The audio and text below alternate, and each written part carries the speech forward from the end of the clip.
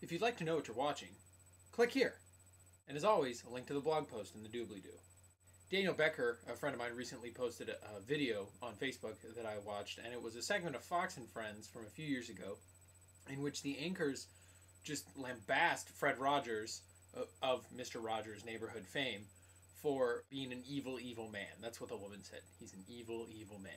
And the reason is that by telling kids that they're special, he has somehow given them a sense of entitlement. They cite some research that a college professor did on this topic, very loosely and kind of vaguely, as to the reason that they're bringing up this whole thing. And they go on and on and on about how Fred Rogers is the reason that kids feel entitled nowadays, and that they don't work for things, and that college kids are constantly asking for extensions and extra credit at the end of semesters in their classes.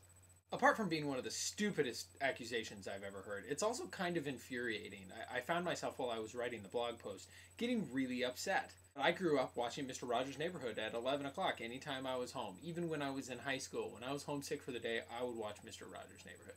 Partly because Mr. McFeely always brought those sweet videos. I think Fred Rogers taught a lot of kids a lot of things about just growing up. One of the things that I would say in response to the criticism that Mr. Rogers told people that they're special, which is apparently a bad thing, is that you can't tell kids things like, when you grow up and you have a job, you may work for years and years and then get fired for no reason, and that's just the way the world works. You can't tell kids that. First of all, they're not going to get it.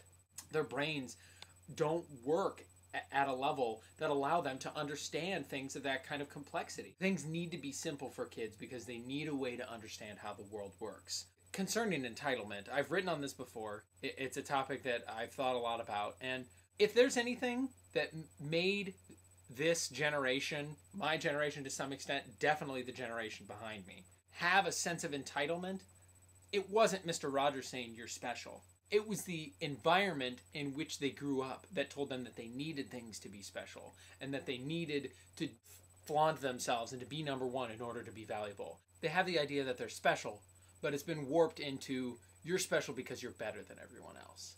And that's not what Fred Rogers taught kids.